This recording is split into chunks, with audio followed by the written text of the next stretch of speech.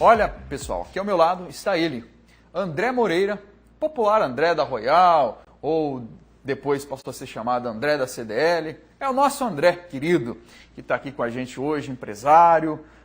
André que agora se arvora como pré-candidato a deputado federal por Ji-Paraná. André, boa tarde, seja bem-vindo ao Fala Ji-Paraná. Boa tarde, Fernando. Boa tarde a todos os telespectadores aqui da Rede TV. Então, a gente veio aqui para falar um pouco desse novo desafio, novo projeto de vida aí, essa tentativa de ser candidato a deputado federal. Então, a gente está aqui na caminhada da pré-candidatura para deputado federal. Falar um pouco aí de quem é o André e nossas ideias. Os interesses das pessoas quando vão para a política são muitos. O ser humano é um ser desejante, né? E às vezes esse desejo que o ser humano tem, ele consegue ultrapassar a barreira do si mesmo e aí ganha um tom de altruísmo. E aí as pessoas querem fazer algo que transcenda a sua própria história e que vá beneficiar pessoas. Qual é o seu intento ao buscar o caminho da política, André? Então, Fernando, eu costumo dizer assim que foi gerado dentro de mim. Eu estou me lançando pré-candidato sem nenhuma indicação, alguém que me chamou. Geralmente os caras falam assim, eu parei na rua, um amigo desses dias me parou e falou assim, então, mas quem que te chamou para a política? Falei, não, ninguém me chamou. Já me chamaram em outras eleições, a gente já falou sobre isso aqui na rádio, na própria TV, né?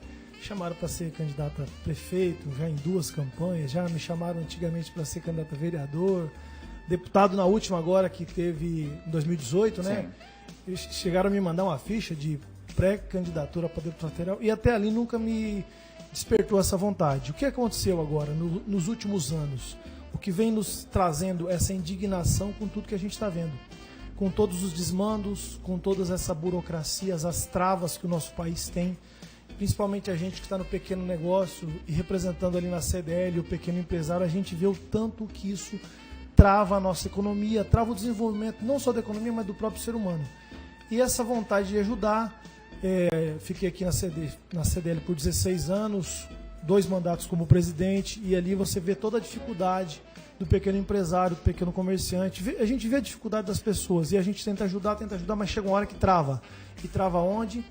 Travamos em leis, em burocracias públicas, né? E aí a gente pode pegar em todas as esferas, não só município, estado e federação. E a gente passando por tudo que a gente passou na pandemia, essa luta para manter o comércio aberto e tal, e aqui foi me causando indignação. Eu sou uma pessoa que me sinto preparado, sou formado em administração, nascido em Rondônia, sou um Ji-Paranaense. Estavam conversando amanhã, eu faço 42 anos, né? 42 anos de Rondônia e de Ji-Paraná. Sou nascido aqui, cresci aqui, conheço minha cidade, conheço meu estado e me coloquei na posição, falei assim, temos uma brecha aí que não tem uma pessoa, eu não vi uma pessoa com as minhas características, falei assim, vou me colocar na brecha. Fiz todo um processo ali de falar com a família, falar com os amigos. No meu caso, eu fui falar com os meus pastores, eu sou cristão evangélico, fui falar com os meus pastores. E quando eu recebi esse amém de todo mundo, o pessoal, André, vamos tentar, você vai tentar, a gente vai te apoiar. Eu falei assim, vou tentar, porque é uma tentativa, né? Sim. A gente ainda passar por convenções ainda, então é uma pré-candidatura. E com isso a gente está trabalhando, visitando as pessoas e mostrando as ideias, o que a gente pensa sobre o Brasil e sobre o Estado. Porque deputado federal não é só trazer emenda para Rondônia, é muito mais que isso.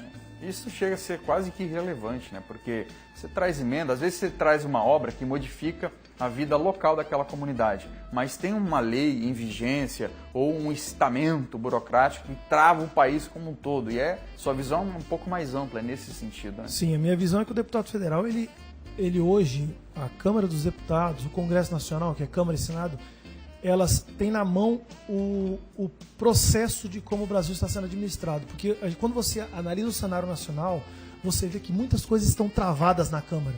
Muita. Reforma tributária, reforma administrativa, está travada. 38 anos, cara. Travada, não sai. Por que não sai? Tem interesses privados, tem muita gente com ego ali, com coisas privadas ali, na frente do interesse público. Como eu não tenho nada com a iniciativa pública, eu nunca vendi nada, nunca fui funcionário público, secretário, não tenho nada com a iniciativa pública, eu venho da iniciativa privada. Sim. Eu venho representando as pessoas que estão aqui vivendo, o povo comum, o pequeno trabalhador, o pequeno empresário, e aí a gente traz o de fora para dentro, porque o mundo político, eu estou participando agora, ele é muito diferente do mundo privado. É algo, para mim, está sendo muito difícil, mas nada nessa vida não passa de ser uma escola, então estou aprendendo muito, estou vendo como é que é essa lida pública, até a todas as burocracias de ser candidato, de tentar ser, as burocracias do que um candidato, do que se for eleito vamos fazer. Então é algo completamente diferente, mas que eu me disponibilizei. Eu sou uma pessoa que tenho o respeito pelas pessoas, eu prego isso, você me conhece, as pessoas me conhecem, sabe? Eu me coloco no lugar do segundo, do terceiro, da pessoa, para poder entender o que ela está passando. E a gente vê todas essas dificuldades. E como a gente estava falando, para mim a maior dificuldade, assim, a maior ação de um deputado federal não é trazer só emendas. Trazer emendas é importante, nós somos um estado pequeno em desenvolvimento, mas somos um estado economicamente ativo. Se compararmos com outros estados da federação, passamos até bem economicamente falando sobre a pandemia. Lógico que quando nós vamos falar na área de saúde, todos nós somos muito afetados, todos os estados federativos foram, e o Rondônia não foi um caso diferente, também foi muito afetado, mas economicamente passamos até bem. Estamos com dificuldades, o mundo está com dificuldade econômica, né? Mas eu acho que o Congresso Nacional ele está travando muito a nossa sociedade a desenvolver. O Brasil, eu costumo dizer isso para todo mundo, o Brasil é um país riquíssimo, mas não é próspero. Estamos sentados numa mina de dinheiro, ouro, diamante, agricultura, mas não conseguimos passar isso para a nossa população. A nossa população não é próspera, passa dificuldade, saúde, educação. E nós não podemos deixar isso acontecer. Nós temos que colocar o dedo nessas feridas. 37 milhões de pessoas hoje passam fome no Brasil. Passa fome, cara. E são, assim, situações que a Câmara dos Deputados, o governo federal poderiam resolver. Não que o governo faça alguma coisa de forma que vai transformar no sentido de tornar aquelas pessoas dependentes do Estado. Mas é desatar, através de reformas, a possibilidade de gerar mais emprego, né, do Estado estar menos pesado nas costas do empresário, do empregado. Tudo isso são fatores que desatam o nosso país e proporcionam um ambiente de prosperidade, segurança jurídica e tudo mais. Temos várias ações que o governo tentou fazer agora, né? Eu acho o auxílio emergencial fundamental, porque realmente ajudou o mais pobre. E essa necessidade, o passar fome é algo muito cruel. E nós sabemos que temos dinheiro. O Brasil é um dos países que mais arrecada imposto do mundo, então tem dinheiro, só que ele está sendo mal utilizado. É por isso que necessitamos urgente de uma reforma trabalhista, uma reforma administrativa para organizar essa casa, uma casa inchada, cheia de privilégios para algumas categorias e outros passando fome. Como é que nós, como um país com tantas necessidades, temos aí vários cargos públicos com salários altíssimos, né? Com várias e várias regalias, a gente pode citar inúmeras aqui de regalias que o poder público tem, e temos, como você falou, 37 milhões de pessoas passando fome. Tem alguma coisa errada. A nossa gestão do poder público está errada. A gente tem que pegar esse dinheiro e dividir de maneira igualitária. Não estou pregando aqui a distribuição de renda, socialismo, sou totalmente contra. Mas a gente tem que também dar a oportunidade para o pequeno desenvolver, acabar com burocracia. A gente estuda um pouco, vive no mundo dos negócios, a gente vê empresas, indústrias saindo do Brasil, indo para o Paraguai, sim, fazer sabe o que? Roupa, manufatura.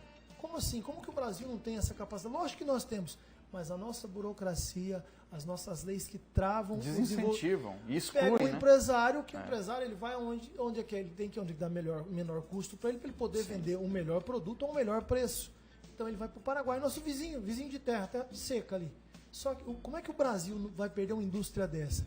E essa indústria, é só um exemplo, né? Sim. É a geração de emprego e renda, onde a própria pessoa vai ali pescar o peixe dela, ela vai trabalhar, vai ter dignidade, isso melhora o estado de espírito das pessoas. Então, o que eu falo muito, Fernando, o Estado ele tem que parar de atrapalhar as pessoas. Então, o nosso Estado, federação com essas leis aí, que eu chamo de leis esdrúxulas, leis que travam o comércio, travam o incentivo à produção, o incentivo ao comércio, à industrialização, quando ele não põe a mão, se ele não atrapalhar, ele já ajuda.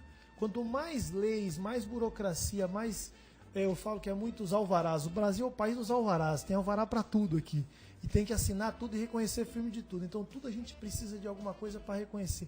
Isso aí torna o nosso ambiente de negócio terrível, não só para o pequeno, médio e grande. Tanto é quando eu estou falando da indústria de manufatura que foi para o Paraguai, é uma grande indústria. Ela foi para o Paraguai gerar emprego e renda lá, para mandar para cá o produto e vender para o brasileiro.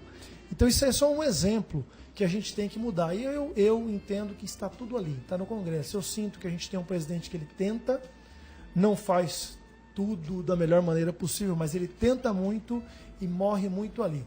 O que nós precisamos, acho que com urgência no Brasil, é uma reforma administrativa e tributária mais real, não fictícia. E uma está ligada à outra. A gente teve uma reforma eleitoral mequetrefe também, eu acho que a nossa reforma eleitoral tem que ser bem mais extensa do que aconteceu. E grandes outras coisas que acaba a gente ficando tudo no Poder Legislativo. A nossa reforma eleitoral tem que proporcionar um ambiente de refrigeração, de renovo. Hoje ela é muito de manutenção do status quo, né? Difícil isso aí. Sim, ela trava muito. Eu estou passando por esse processo, eu posso Você está vivendo isso aí na prática. Eu posso dizer que ela é muito restrita. Até que Rondônia é um ambiente mais aberto até nisso.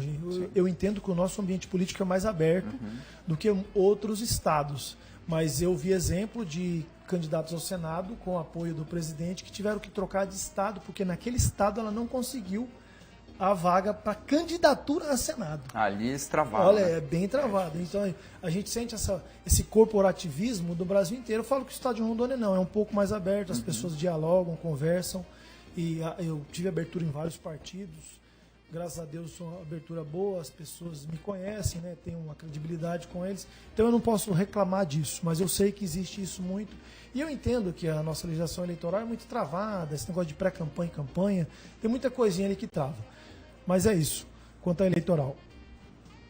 André, agradecer sua participação aqui ao nosso Falas de Paraná, uma participação muito importante. Parabenizar você pela iniciativa, porque há aquela velha máxima se não me engano, do Martin Luther King, quando os bons se calam, a voz dos que são maus continua ecoando e promovendo o que precisa promover. Né? É uma frase que começou lá com o Edmund Burke, né? O pai do conservadorismo. Ele falava, né, assim, para o mal prosperar, basta que o bem se cale. Aí o Luther King falou assim, o meu medo não é que do barulho dos maus, o meu medo é do silêncio dos bons.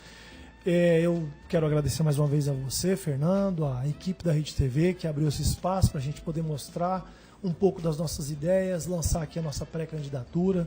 Somos daqui, de Paranaense, trabalhamos aqui no estado sempre.